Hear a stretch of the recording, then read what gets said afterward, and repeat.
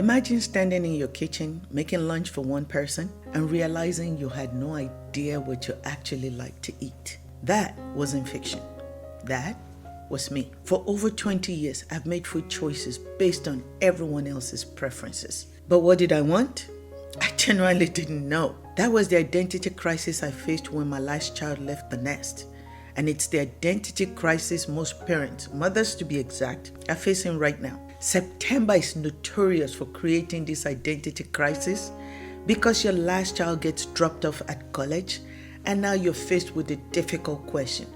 Who am I when I am not in an active mother role? If you just dropped your child off at college or you're counting down days until moving and you feel like your world just shifted completely off its axis, this video is for you. Because what you're experiencing has a name and it's completely normal. And there's hope on the other side. If you're new to this channel, I'm Ronnie from Third Act Society.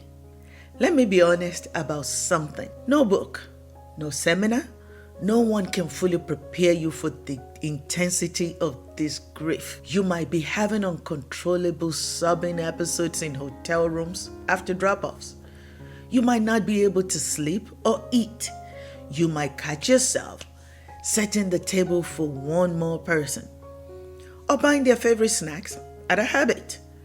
You might feel like you've lost your best friend because in many ways you have. To make matters worse, people around you don't get it unless they have walked in your shoes.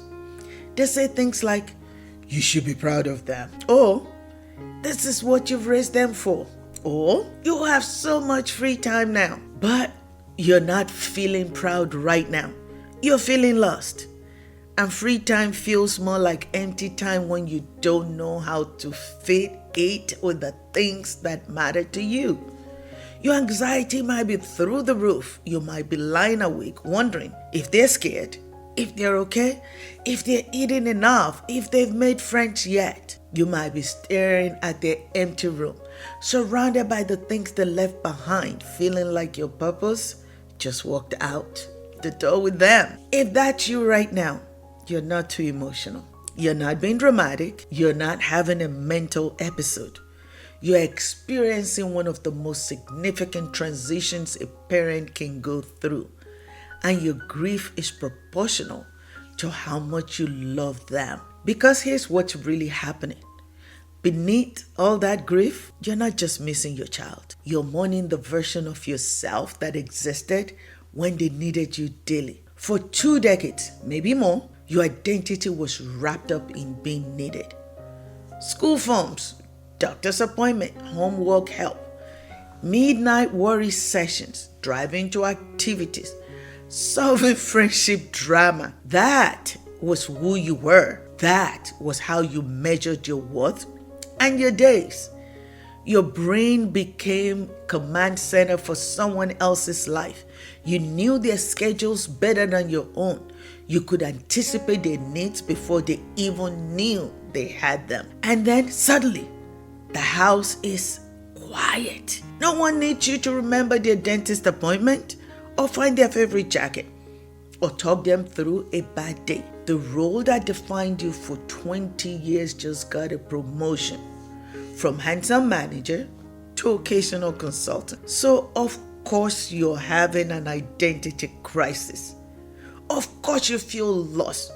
The better you did your job as a mother, the more successful you were at raising independent children, the more disorienting this transition becomes. And if you're in the thick of this right now, I want to give you something that might help. I've put together a guide called Questions to Ask When You Don't Know What You Want Anymore. Practical questions that help me start rediscovering myself after years of focusing on everyone else. The link is below. Let me tell you something that might sound backwards. This identity crisis is actually proof that you were an exceptional mother. Think about it. You're not feeling lost because you failed at parenting. You're feeling lost because you succeeded so completely that your child doesn't need the level of daily care you've been providing for years. The intensity of your grief is proportional to the depth of your love and investment. The parents who don't feel this, they weren't as involved, as connected, as devoted as you were. Your identity crisis isn't a character flaw. It's the natural consequence of pouring your whole heart into raising another human being. For years, your worth was measured by how well you anticipated everyone else's needs, how organized you were for their activities, how available you were for their problems, how completely you could make their lives work smoothly. So, when they don't need that level of care anymore, your brain starts asking some very difficult questions. What's my purpose? Am I still valuable? What do I do with all this love and energy I used to pour into their daily life? These aren't selfish questions. They are human questions, and they deserve thoughtful answers, not quick dismissals. But here's what I discovered after walking this path for over 10 years. This crisis isn't the end of your story. No, ma'am. It's the beginning of your third act. The skills that made you an exceptional mother don't disappear when your children don't need you daily. You know how to advocate fiercely for someone you love. Now you get to learn to love yourself that fiercely. You know how to see potential and nurture it. Now you get to do that for your own dreams and interests.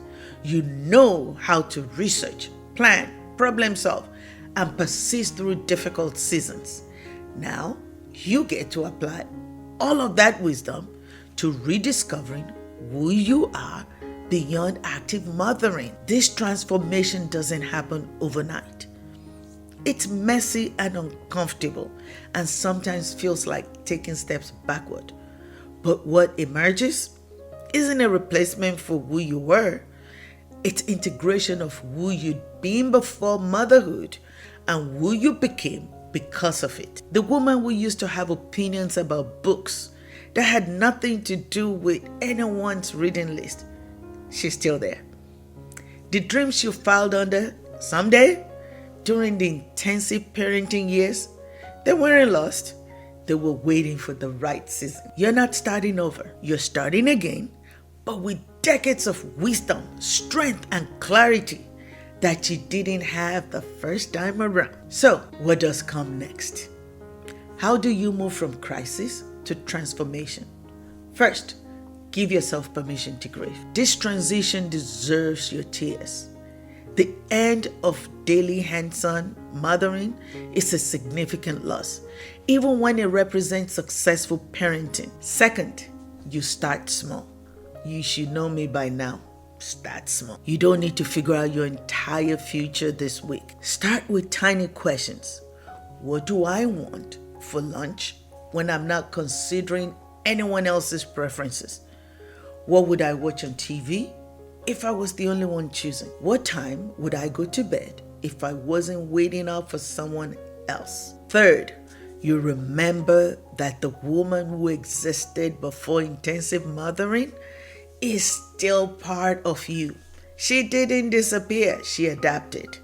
Now, she gets to expand again. The dream you deferred and lost time. The seeds that needed the right season to grow. The interests you set aside aren't gone forever. They're ready to be rediscovered with the wisdom you've gained. This whole journey, from initial crisis to finding your way through it, that's what I explore in my upcoming memoir titled Slipping Through My Fingers. What every mother feels, what every daughter will one day understand. It comes out October 10th. And if you're walking this path right now, I promise you'll see yourself in these pages. The pre-order link is below. Here's what I want you to know. You're allowed to feel proud of the mother you were and scared about who you are right now. You're allowed to miss the chaos and be curious about the quiet. You're allowed to celebrate your independence and grieve your own sense of purpose. You are allowed to feel lost right now. You're allowed to not know what you want. You're allowed to take time to figure it out. This isn't something you get over quickly. It's something you grow through gradually. And growing through it doesn't mean forgetting the beautiful, in 10 years of active mothering. It means integrating everything you've learned during those years into who you're still developing. Your story doesn't end when your children don't need you daily. Your story expands. The love you poured into raising them doesn't disappear.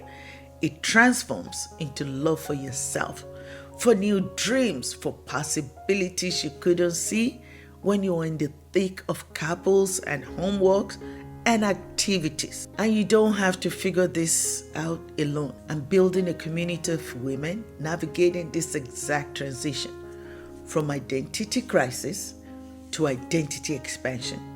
If you need people who understand what you're going through, join our free community. The link is in the description. The identity crisis you're feeling right now isn't a sign that something is wrong with you. It's proof that you loved well, invested deeply, and succeeded at one of life's most important jobs. And now you get to rediscover what comes next. Not because you have to, but because you get to. Because the woman who was capable of raising independent, confident children is capable of creating a meaningful, intentional life for herself too. If this resonated with you, if you're in the middle of this transition right now, please subscribe. I share videos every week about moving through this season with honesty and hope. The third act is waiting, and I believe it's going to be remarkable.